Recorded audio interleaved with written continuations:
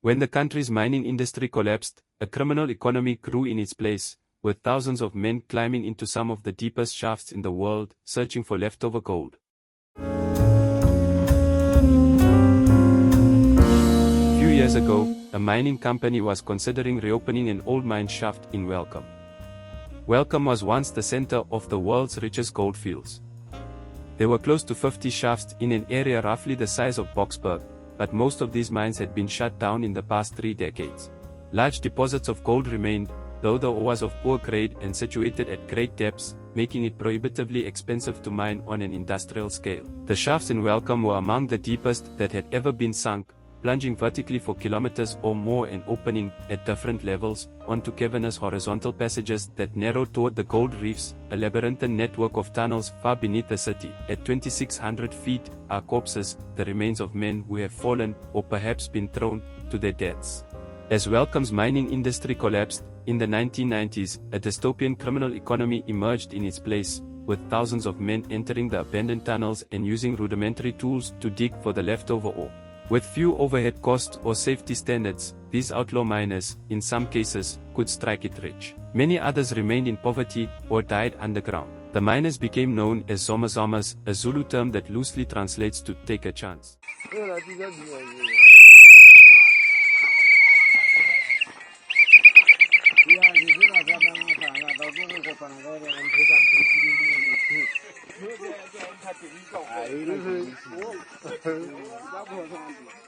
Most were immigrants from neighboring countries, Zimbabwe, Mozambique, Lesotho, that once sent millions of mine workers to South Africa, and whose economies were heavily dependent on mining wages. Owing to the difficulty of entering the mines, Zama'S often stayed underground for months, their existence illuminated by headlamps. Down below, temperatures can exceed 100 degrees, with suffocating humidity. Rockfalls are common, and rescuers have encountered bodies crushed by boulders the size of cars. "I think they all go through hell," a doctor in Welkom, who has treated dozens of Zama'S, uttered. The men he saw had turned grey for lack of sunlight, their bodies were emaciated, and most of them had tuberculosis from inhaling dust in the unventilated tunnels. They were blinded for hours upon returning to the surface. There was gold beside the railway tracks that had once transported rock from the mines, gold among the foundations of torn-down processing plants, gold in the beds of ephemeral streams. To get more gold, you would need to go underground. In no other country in the world does illegal mining take place inside such colossal industrial shafts.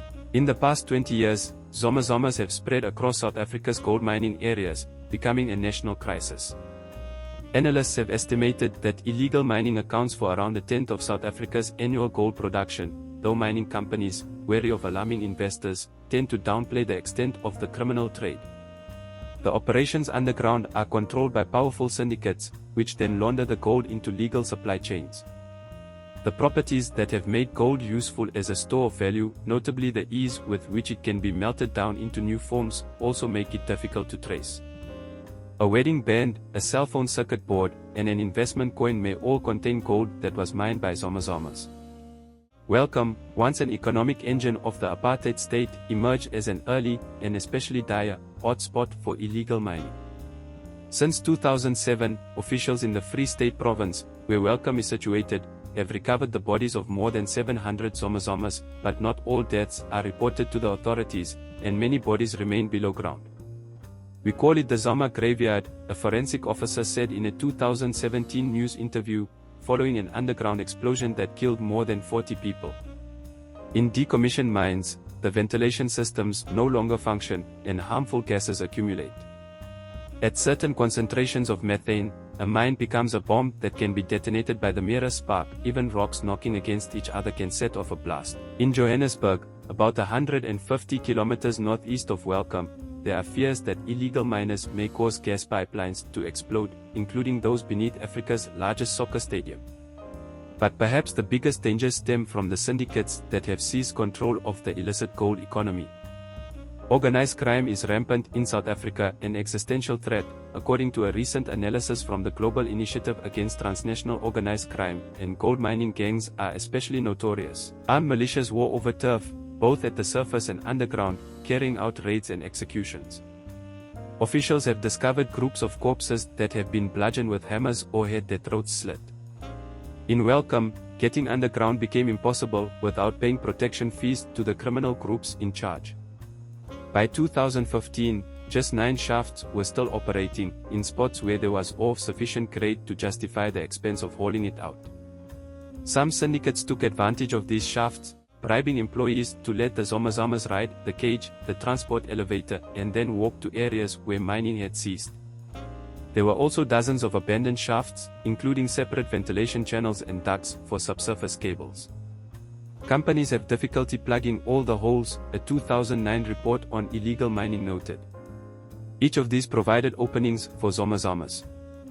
The miners climbed down ladders made of sticks and conveyor belt rubber, which deteriorated over time and sometimes snapped. Or they were lowered into the darkness by teams of men, or behind vehicles that reversed slowly for a mile or farther, the ropes feeding over makeshift pulleys above the shaft. Sometimes the ropes would break, or a patrol would arrive, causing the men at the surface to let go.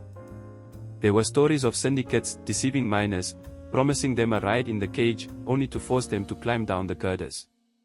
Men who refused were thrown over the edge, with some victims taking around 20 seconds to hit the bottom.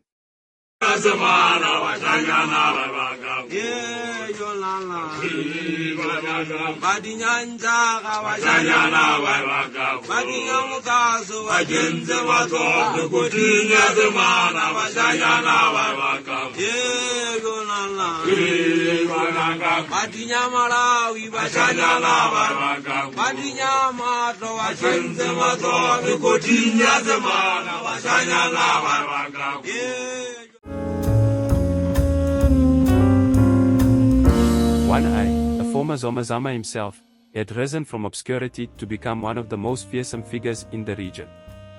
He was powerfully built from lifting weights, and he had lost his left eye in a shooting. Zama'S are a nightmarish late chapter in an industry that, more than any other, has shaped South Africa's history. South Africa is in the midst of an energy crisis and experiences frequent scheduled power outages, but that was not the cause of this blackout. Rather, it was symptomatic of chronic local dysfunction, in a municipality ranked South Africa's second worst in a 2021 report on financial sustainability. Welcome is surrounded by enormous flat-top mine dumps that rise from the plains like mesas. The roads have been devoured by potholes. Several years ago, Zama'S began breaking open wastewater pipes to process gold ore, which requires large volumes of water. They also attacked sewage plants, extracting gold from the sludge itself. Now untreated sewage flows in the streets.